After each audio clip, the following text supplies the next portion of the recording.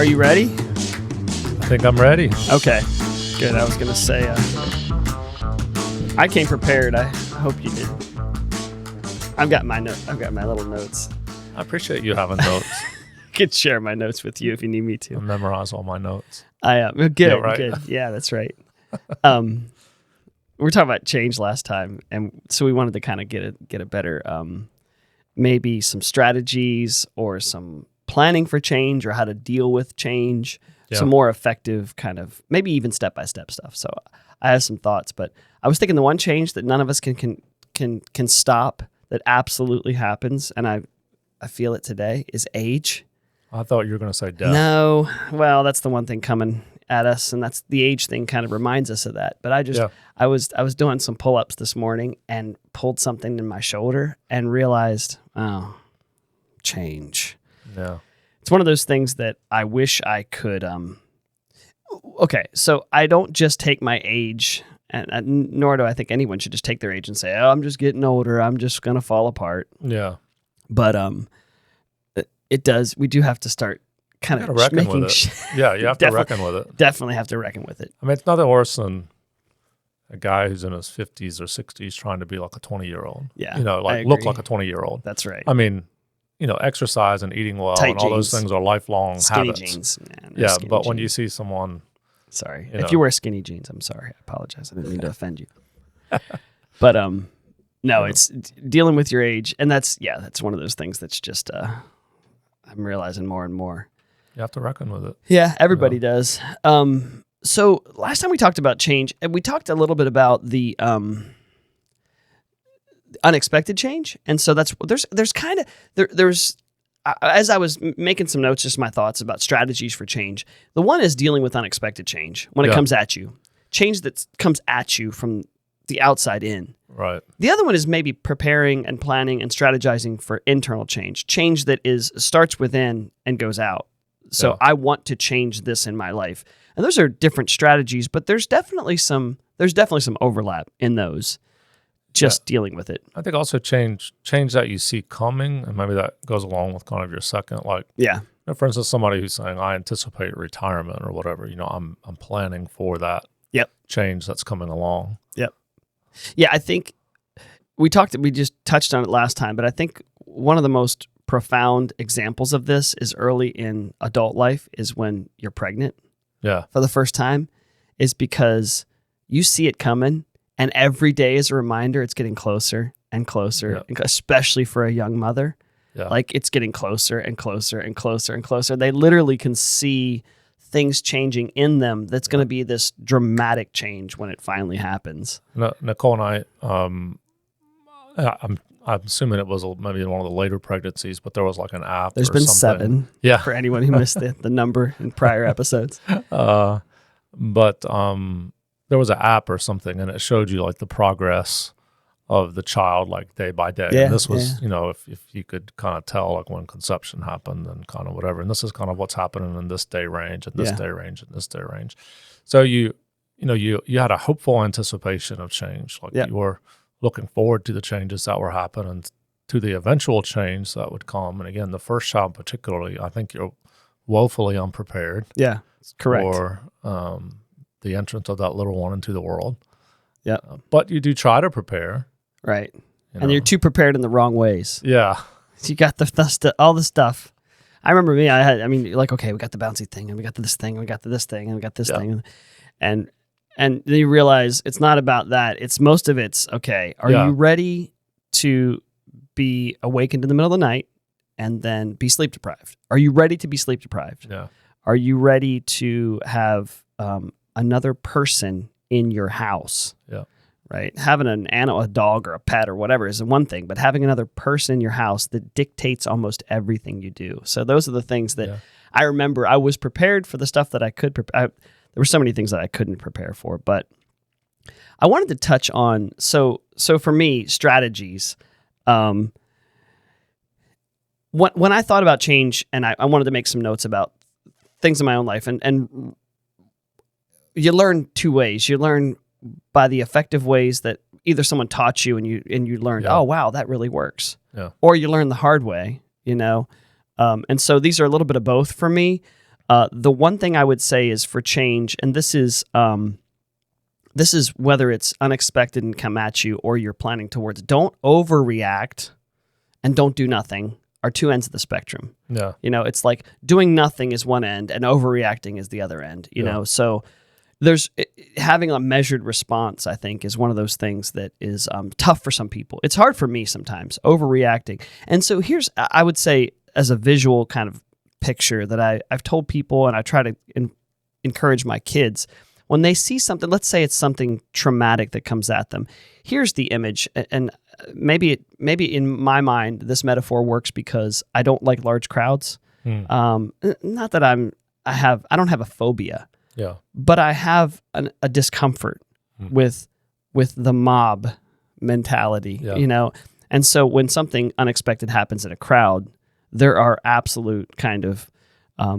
there are normal kind of responses that happen, and mobs think differently than individuals. And so anyway, all that said, the image in my head is something happens, there's a loud explosion, right? And you're in a group of people. The first thing you do here's the overreaction. The overreaction is to scream and yell and run, right? And the doing nothing is definitely that's not a great reaction either. So here's the measured response that I've always said. Like if you're in a crowd in DC and you're at you're on the mall and there's a big event and all of a sudden something happens that is unexpected. I have always told my kid, find a wall to back up against. Right? Back up against a wall. And this is the metaphor is I'm going to develop it a little bit here, but back up against a wall where you can take kind of stock of what's happening around you and then start making decisions. Yeah. Don't react with the crowd. Don't react with what's happening around you. And so I would say that my first, kind of this overarching theme when dealing with change is don't just go with the flow. Don't just, because I think that's often gets us into trouble if you just go with the flow and let the change just kind of take you along with it. Does that make sense? Yeah, I think you got to assess what's happening, particularly in something like immediate like that.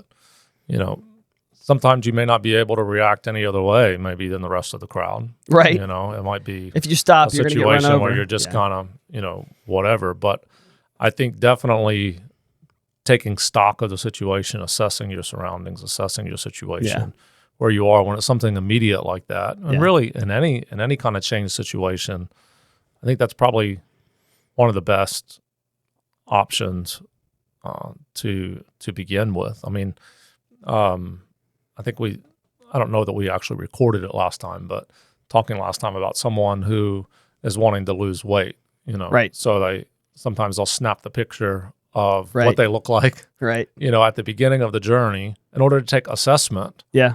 This is where I am. This is what I'm doing. This is why I need to go down this journey. So you're taking an assessment in order to move towards a goal farther down the road, or in a period of time or something like that. Yeah. So I think being aware, in that kind of situation, something explosive happens. Assessing versus just reacting is really important, because you might be able to help other people too. You can't help if you're just self-preservation mode.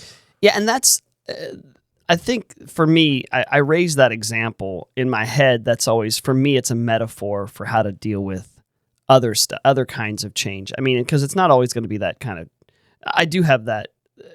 Yeah. I have a little bit of that fear when I'm around in crowds. Okay, how does the crowd react if something unexpected happens? But then I bring it back to my own personal, something unexpected happens in my life. A radical change, or even a smaller change happens. I lose my job, right? I've been there. What do I do? What are the things that I do to, let's say, for example, the strategies that I learned when I lost my job, and that kind of hold true to other kinds of change as well. And the first thing is, to take stock is, for me, it's what has changed and what hasn't changed. I think is kind of there's another kind of overarching theme, and there's more kind of detailed analysis in those things. But what has changed and what hasn't changed? Because if we're not careful a lot of times with change, especially if we're not comfortable with it, and we're not used to it, emotion drives our thinking. Yeah. And so if we allow, and that's the problem with the scenario I laid out, emotion is fear, automatically fear. I'm afraid. And now fear is driving the way I'm thinking and the decisions I'm making. If fear is driving decisions, that's not very often going to end well. Right. And so for me, losing my job, what has changed and what hasn't changed? Okay, I lost my income. Okay, yeah. I lost my income.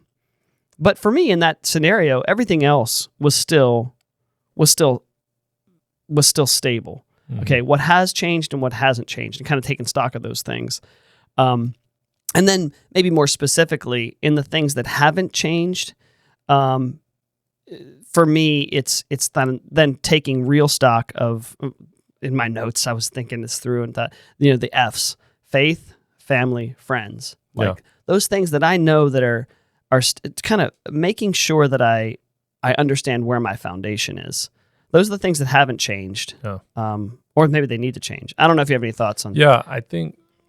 Well, again, going back to the situation that you're mentioning, kind of rolling around in my mind, something explosive happens or whatever, obviously that's kind of throwing a big change agent into a situation. Yeah. That's how change feels a lot of times. Yeah, it does. I mean, even normal change feels that way.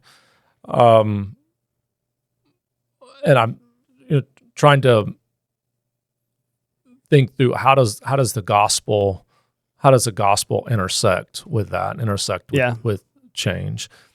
And I would say particularly for young men, the encouragement has to be towards self-sacrifice rather than self-preservation. Yeah, agreed.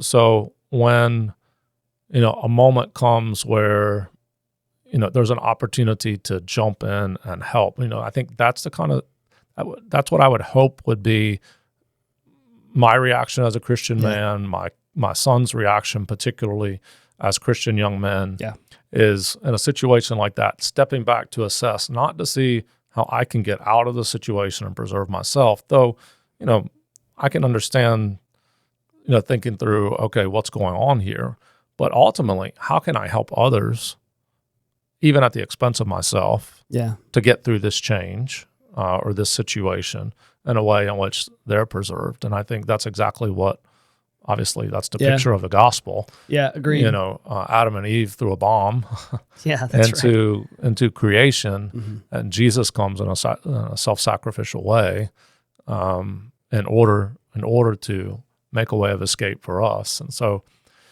change is not always about our own self-betterment.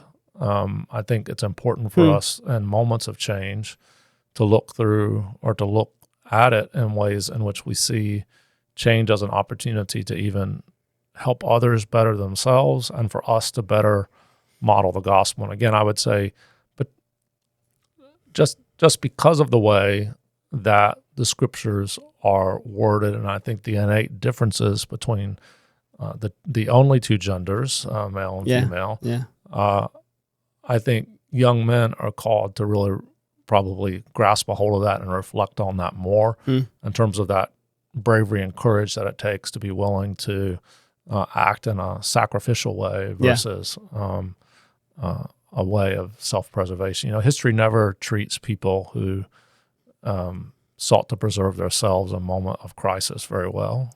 No. And I would agree with you. That's the interesting thing. There was a Chambers study recently that it was probably last week, and it was talking about this kind of sacrificial mentality. Yeah. And the one thing that that Chambers in that devotional that I cover with the young adults a lot of times, My Utmost for His Highest, the one thing Chambers deals with is kind of resigning ourselves to this reality that I need to lay down my own will, right? And when I was talking through it in one of these video things that I send out to the young adults, I said this idea of here's what I said. I said, do you ever find yourself worried as you're walking down the street about how the person is spending the $20 in their pocket, right? You don't think about how that person spends their money because it's not yours. But we spend our own lives, right, thinking that it's ours. Yeah. And as believers, that's a false pretense. Yeah. That it's ours to spend the way we want to spend it. Just like the $20 in my pocket, right? It's not mine. I don't get to spend it the way I want to spend it. I have to be aware of the fact that I need to lay it down now. And so I think back to your point is learning that and that's the other thing too, is whether these changes are traumatic or changes are, let's say the traumatic stuff, the stuff that comes at us. We also have to be really aware of how we can help in the other people around us as changes are coming to their lives. What I can do to make sure that I'm sacrificing my own interests for the betterment of that person. Yeah, I think for most of us, probably it's the way we live our daily lives that is going to inform how we react in the major situation that we're not expecting. I'm not saying there's not somebody who might have been kind of weaselly who then like something big happens and then they rise to the occasion. Obviously that happens at times, but for most of us, just in the movies. Yeah, maybe so. Not in reality. Maybe so. But I think for most of us, it is daily being willing to do sacrificial responsibilities, washing the dishes in the sink, something, being willing to kind of lay down myself in a small way. I mean, again, that's probably a bad example because I think a lot of those responsibilities are shared, but, being willing to do something that's someone else's responsibility as an opportunity to care, that's going to inform how I'm going to react in bigger situations if I'm consistent. I think the same thing with like any way we try to change, that if we're intentional about why am I doing this? For instance, you're more fit than I am. But if I want to right now, I'm not. I'm hurting. But in my process of being fit, am I just doing it for my own self-good? I try not to think of it that way. Yeah. I try to think of it, okay, if I'm pursuing a goal of being more fit and having more activity, I'm actually doing it with an eye toward my kids and grandkids. Right. I want to be there for them. I want to be able to help my kids when they buy their homes and have work to do around the place and other ways like that. So I think that... Not to be a burden when I'm older, if I can help it. Yeah. As much as I can help it. As much as I can help it, I don't want to be a burden to my children when I'm older. Yeah, I agree. Yeah. I agree with that. And so you have to begin those processes now, and that informs who you become later on. And I think I had a notion growing up that, when I get to this stage of life, things are going to change for me. Like when I go off to college, things are going to be so much different. Or when I get married, things are going to be so much different. Or when I get my first job, things are going to be so much different. But it never is. If you don't make it intentional about changing to be the person you want to be, you're never going to change. You're going to be the same person, even though life gets thrown at you. That's where I was going to say, and that's the one thing that doesn't change. The common denominator in all those scenarios is when I finish college and when I get married or when I have kids or when the common denominator is I. Yeah. You are the common denominator. Right. And so unless you change, when you get to those stages of life, you still brought you with you. Yeah. You brought whatever baggage or whatever you haven't changed yet is still going to be there. Yeah. And that's why I was, being an agent of change, obviously. Okay. So someone who can really effectively speak into somebody else's life to kind of generate some change in the other person's life is someone who has learned how to do that in themselves. How do I get to the point where I can kind of poke myself, prod myself, and motivate myself to do something different than I did yesterday? One of the things that I don't know if I've mentioned it here on this podcast, but I try to mention it to young people. It's something my mom taught me, which she didn't know she was teaching me, but I watched it throughout her life. And now my kids make fun of me sometimes, but I relish in their not criticism, but at least poking and prodding. I cannot walk through a room without assessing what everything looks like, and if there's something I can do to make it better, I just do it.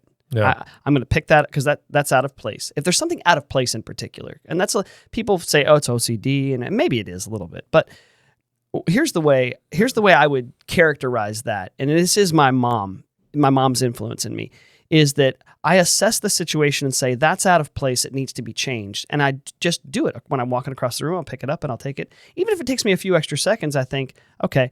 And what I say to young people that I talk to is when you come into not just a room, but a situation or somebody else's life, look around and see if there's something that's out of place that maybe you can impact, that you can make better. Don't leave a situation, a room, or a person's day without seeing if there's something I can do to make it a little bit better. And it's the reason why and I'm not perfect at this at all, but I really, truly, I try to remember someone's name when they say their name to me on a phone call, or I learned that in sales, but because I think it makes a big difference. It makes a big difference to someone when you use their name. And the other thing too is it's just a smile. How is your day going today? And we have talked about that before, but I think to be an agent of change, I mean, it starts from the inside out. When I'm walking through a room and no one's around, and I say, oh, that's out of place, I think I'll take it and I'll put it away. And my mom taught me that. And then what happens is that I think it does radiate out. That mentality of I'm going to improve the situation around me and make it better. I think that radiates out, and then you see it when someone comes to you and you realize there's something that's out of place in their life and maybe you can help. I don't know if does that make any sense? Yeah, absolutely. I had two thoughts as you were talking there that I think may be helpful. One, you mentioned maybe I'm OCD, and I think a lot of people use these kind of labels as excuses sometimes to not do. You know what I mean? Right. Like, oh, I can't do that because I have ADHD. Because it's a disorder. And you slap this label on, and it's like, oh, okay, then I'm exempt from that. Yeah. I don't have to do that. And that I just don't get that mentality. Yeah. Again, I'm not trying to knock what are genuine, social or mental challenges that people have. But on the other hand, if you're kind of using it as a crutch to not pick yourself up and pursue what is right, just like in this situation, to me, you're setting yourself free when you walk through a room to pick something and put it up, to not say, oh, that's not my responsibility. That's so-and-so's responsibility. Right. You're actually saying, no, I'm free to do what I want, to pick up what I want, to be engaged where I want, to make things better for someone who's coming along. And I think we have to be careful. I mean, I have heard that. I've heard people say, well, I've got this, or I'm this way or whatever, so I can't do that. And pushing ourselves in order to benefit others is a really important aspect of who we are, without relying on crutches to exempt us from certain responsibilities that are just good behavior, and in many ways, I think, again, sacrificial behavior that models the Lord's interaction with us. Yeah. Did you have another thought? You said you had two. But that one left me. I figured that. I was sitting there looking at you, and I was thinking, yeah, like me. And it's funny because one of the things about this podcast, I'll be completely candid here, is that early on, I think in the second or third one, Brandy said to me, you cut him off a little bit more than I said. I know it, but the hardest thing with me is when I have a thought, if I don't get it out there, a lot of times it'll just leave me. It runs away. And so, unfortunately, I'm the same way. And thank you for not cutting me off, I find I don't feel like you cut me off. Oh, good. I'm glad. Well, that's one of the things I'm working on. I'm just here to be a blessing. Yeah, well, I know that. I know that about you. So the other things, and we've kind of taken a tangent there, but I think it was a fairly productive one. I hope it was. Hope it was. Yeah, I hope it was. Well, I guess it doesn't matter for us. It matters for people listening. But so as I assess and take stock, whether it's I realize that I'm going to have to make a change in my life, or a change has abruptly come at me, and I take a step back and I put my back against the wall and look and see what's happening, and I take stock, what has changed, what hasn't changed. What can I still kind of my grounding, that, like I said last time, the moorings, one of you've been part of building projects before. What's the first thing you do with a building? You excavate and then you pour footings, footers. I mean, you pour footers, and so the footers are the perimeter foundation of what everything that's going to go up. It's you go down first, and you put the footers down, and then everything is going to rest on that. And so I would say, and they start with an F too. That's there you go, foundation, footers, the three: family, faith, family, friends, and kind of understanding what footers we have in our lives, and making sure, especially if I see big change coming, maybe even drawing those closer or deepening those, understanding that is my anchor. And I feel bad for people who don't have family anchors, that family doesn't feel like an anchor to them, or their faith in particular, because one of the things we say a lot of time, I mean, I mentioned last time about the person who had lost an adult son to suicide. And I don't know how, because he was a person of faith. I don't know how you do. I don't know how you handle that if you don't have this undergirding faith in God and what you do. So for me, that absolutely is like, it's not even the footers. It's like, well, what Jesus said, it's the rock underneath. It's that bedrock underneath the footers that just keeps everything from shaking. And anyway, I'll stop talking for a second if there's. Yeah, I'm in complete agreement with what you're saying. There's got to be something that you're basing it on.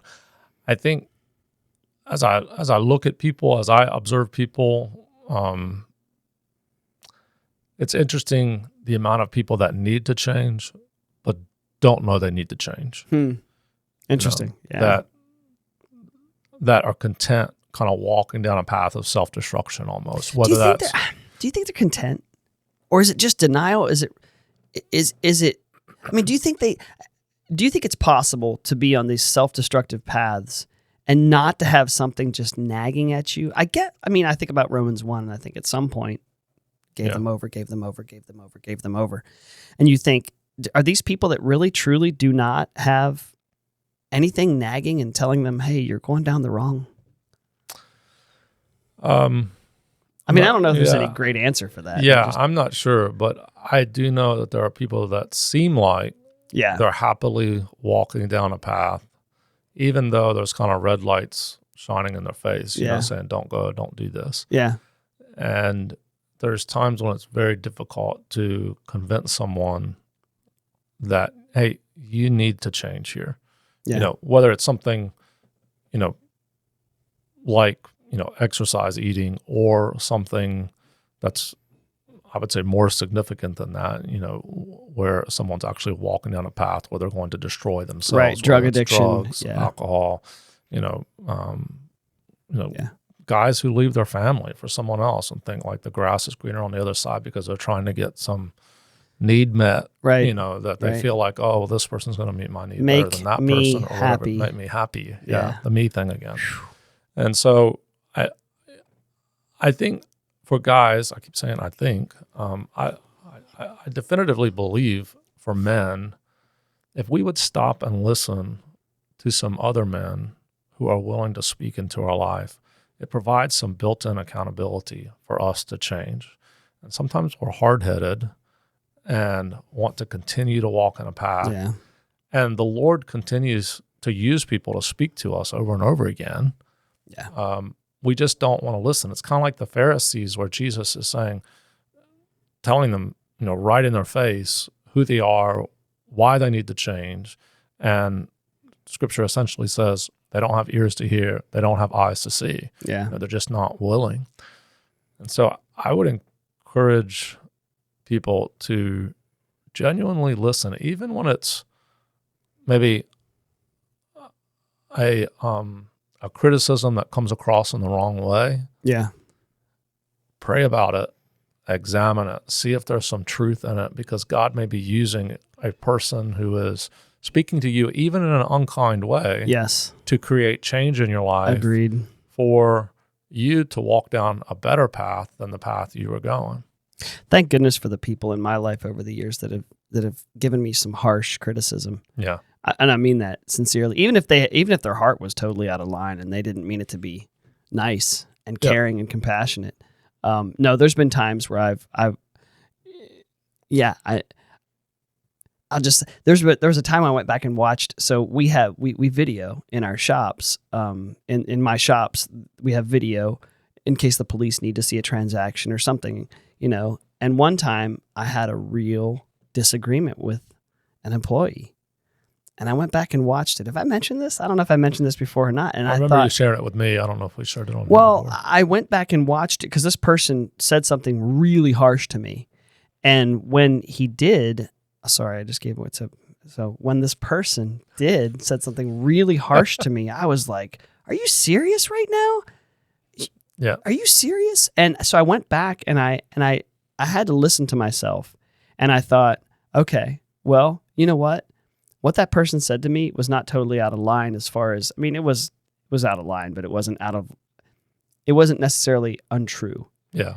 And I thought, oh, wow. And that was me being able to kind of turn the mirror on myself in real time and see it. And I thought, and that it did change the way I thought about myself. No. And so sometimes, like you said, people will tell you or say things to you, even if it's not in a caring way, then maybe you just need to stop and say, well, is there any truth to that? Do I need to change because there's some truth to what they said? Yeah. And a lot of times they'll say it in a caring way in the family. And here's what I was going to say. The one thing we talked about last time was hitting the rock bottom. This point at which it's the point of surrender is what it is. It's that point where you finally give up your right to your own decisions and your own will, and you just kind of surrender. Yeah. And usually in addiction or something like that, it's going to be a point of real bad circumstances. Those 3 F's are the things that people turn to.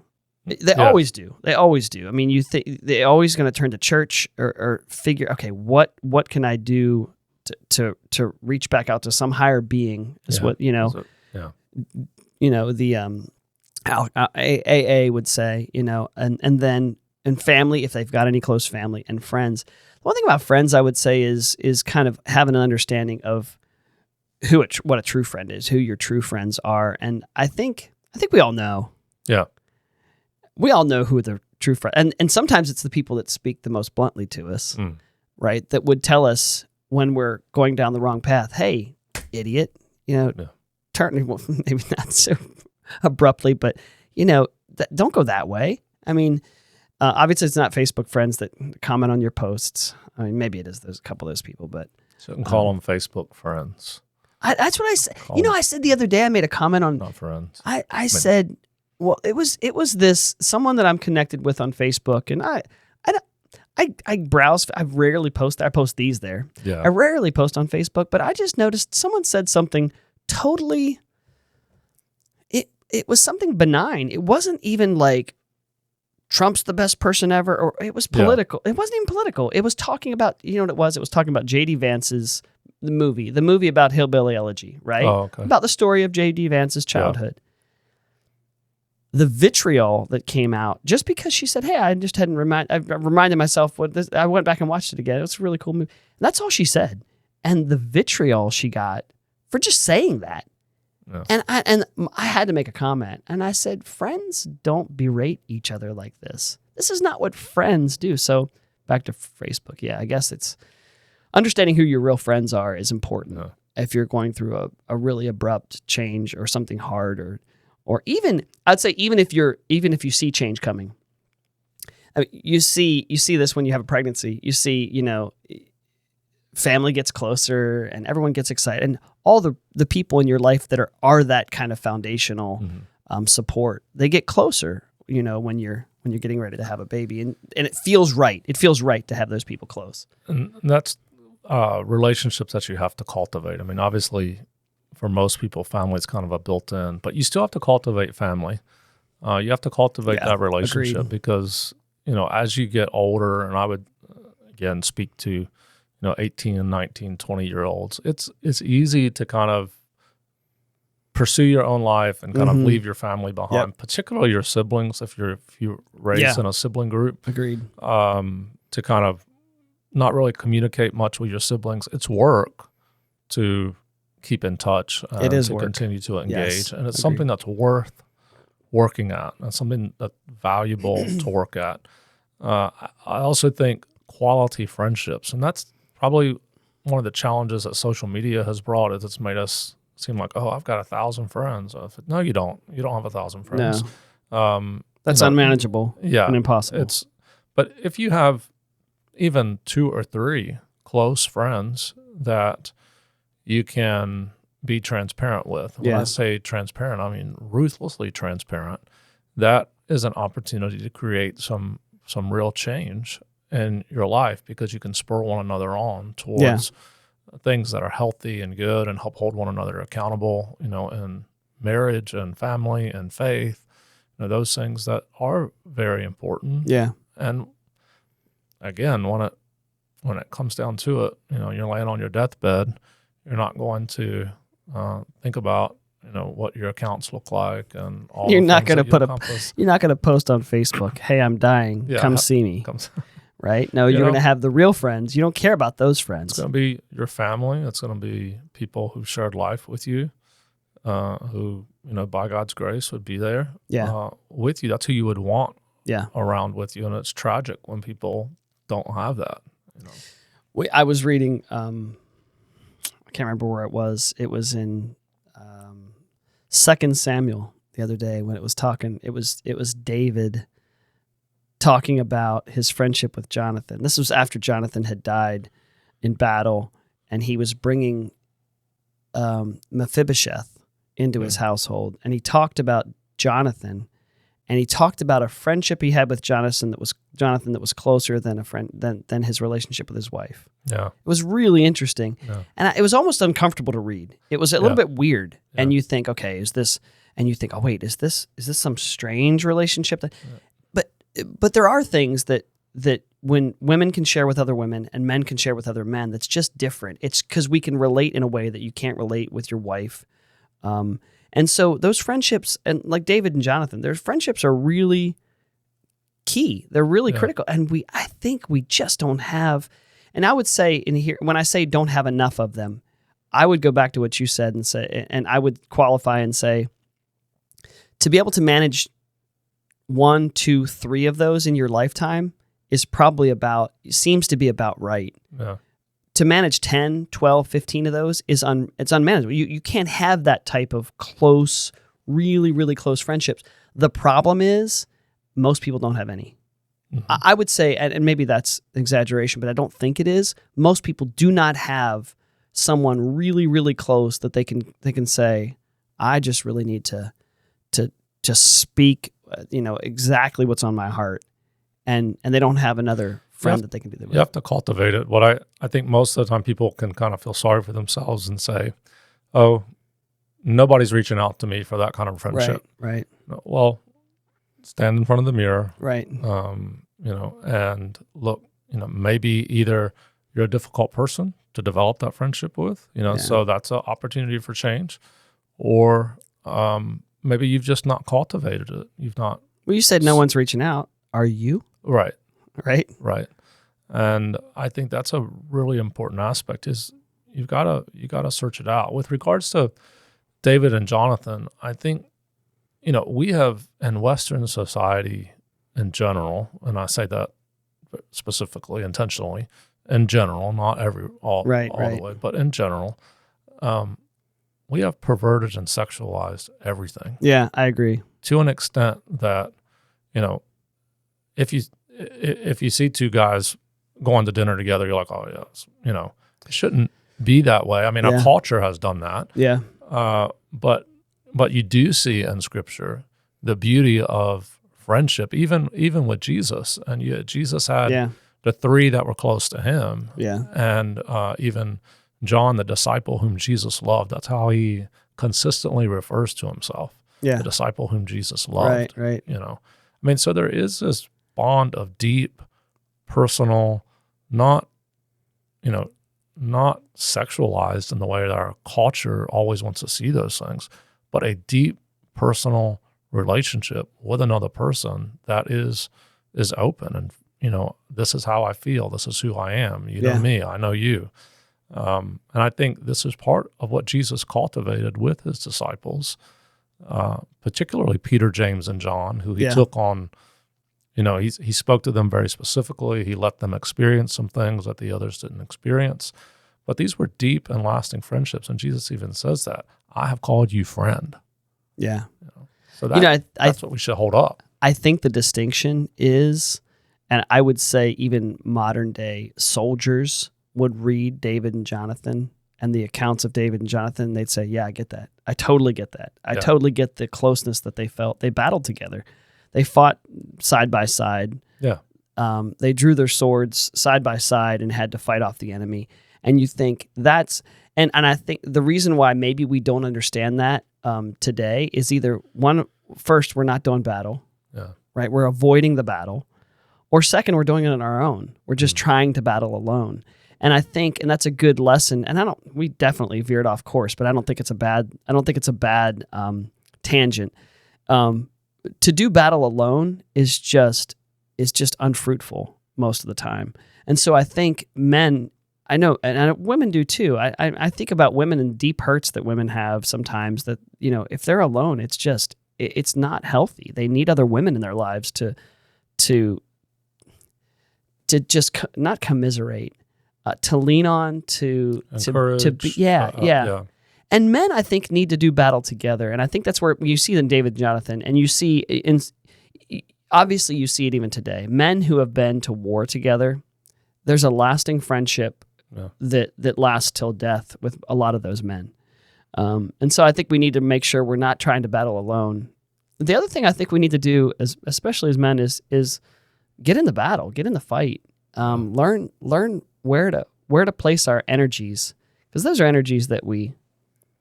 And again, I'm trying to in my mind, I'm thinking, okay, how do I circle this back around to change? But I think we do need to be change agents, and you need to get into the fight. Yeah, I think these are all aspects of desiring change. Yeah. And you can't. I mean, at times you can change just by the grit of your teeth, and just kind of. But lasting biblical change really is born in and born out of, I think, community around us. Yeah, I agree. You're mentioning kind of that warrior kind of mentality and stuff. It made me think of Desmond Doss. Yeah. He was from like Lynchburg area. Yeah. And you think, Hacksaw Ridge is the name. He was ridiculed at the beginning until he starts going into battle and saving people and dragging them out. And then he's held in very, very high esteem. Very high esteem. I think it's accurate in the movie. I think it's accurate to the story. I've seen the interviews of him. The interviews of him are awesome. Yeah. He's got this very simple kind of like Southern accent. Really, really humble guy too. Yeah. And what you see at the end of that movie, I think was definitely part of the reality, the real story, is they wouldn't go into battle. Days after, when he was injured, because he had pulled all these men off the front line and lowered them down this cliff. He was injured, and they wouldn't go back into battle without him. They wanted him there. Yeah, it's a great story. Well, and again, I think there is a real connection here to change, because he brought change. He brought change to everybody around him.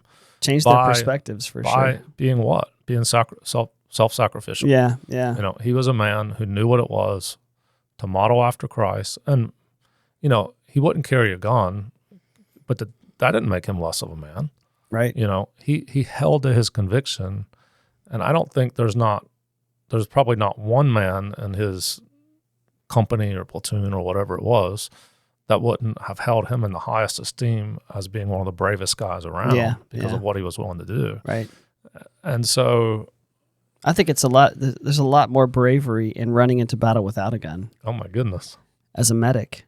And the story, sorry, again, tangent, but I think it's a great story. The story is that he had seen in himself when he was young, he wanted to kill his father because his father was abusive. No. And he wanted to kill him. And he kind of withdrew, or maybe it was his brother. Actually, they got in a fight. I think he thought he almost killed his brother. That's what it was. He had hit him with a rock or something like that. And he realized in himself that he had the ability or the power to destroy, and he didn't want that. And so that was kind of what prompted that non-combatant type. Yeah. But he still wanted to go serve. The man wanted to go serve. Yeah. To bring it back to the change thing, and there's a couple other things that I was thinking that I wanted to make sure that I included, which was, for me, I know when I see big change coming, or if I'm reacting to something that's come at me, eliminating distractions is one of the things that is really important to me. And so eliminating the noise. Okay, so eliminating the noise in my life. Those are distractions of things that don't matter. There's a Stephen Covey, the 4 quadrants of how I spend my time and energy, and it's the urgent and the important.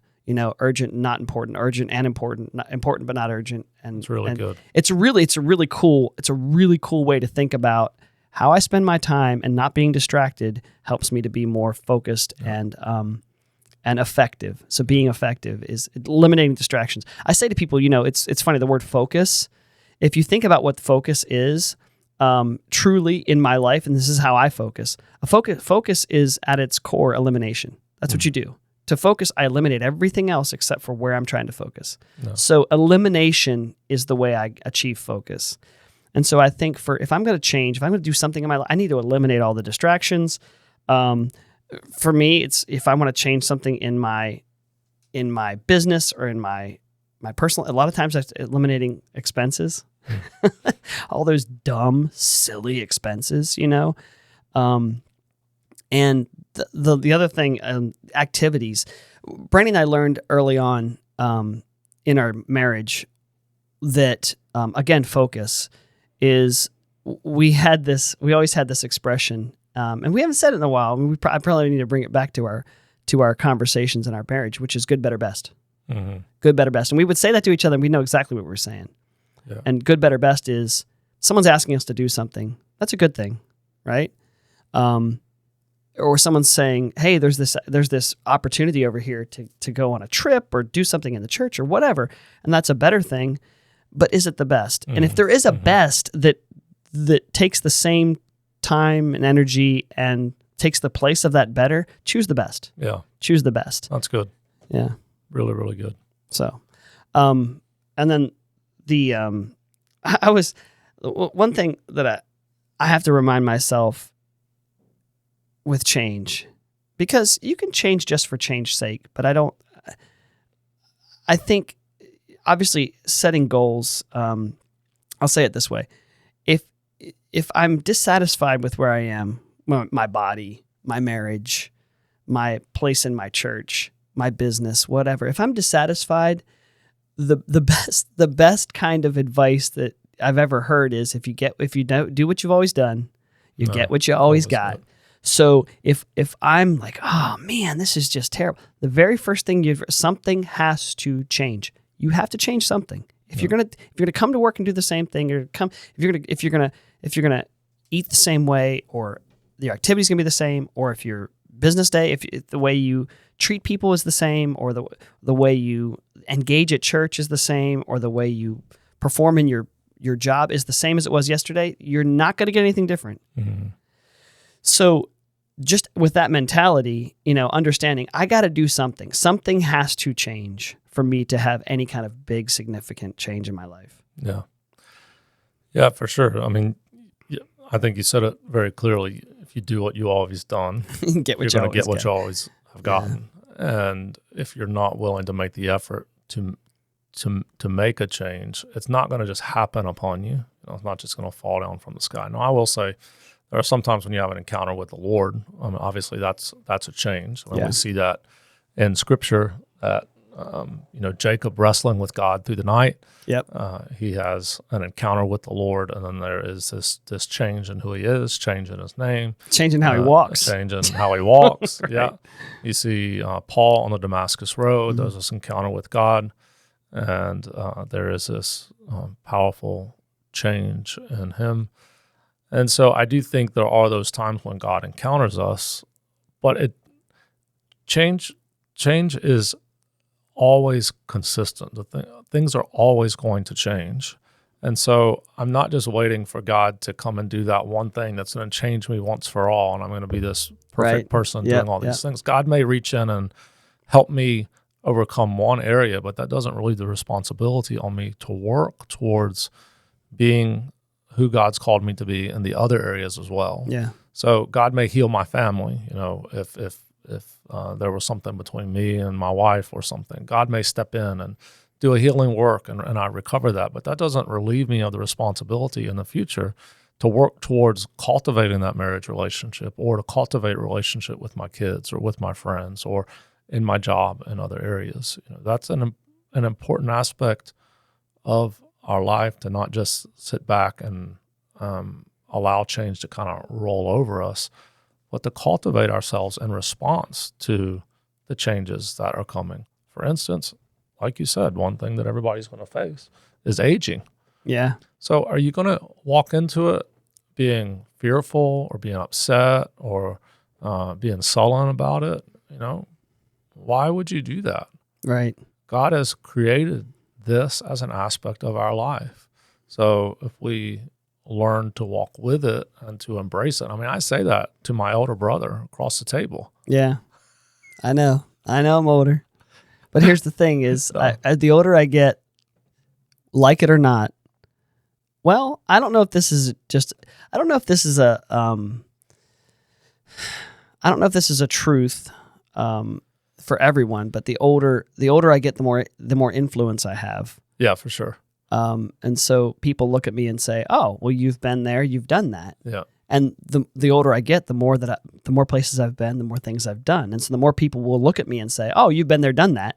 And I think, and if we don't realize that we have influence on people as we get older, that's one of the beauties of getting older, right? That I influence you so much. You do, right? Because you're my younger brother. Well, I think someone shared. It's not original to me. I'll give credit, Brother Jay. Okay, there you go. He shared. I think he was sharing with his son, and he said, "I'm not. It's not that I know more than you, but I do have more experience than you. Correct. And so you can learn from my experience." And that's one of the things that I've tried to impute to my kids is, you guys are smart. You've been given an education. You're working towards things, but there are some things that you don't have, and that's experience. And so, that's clear.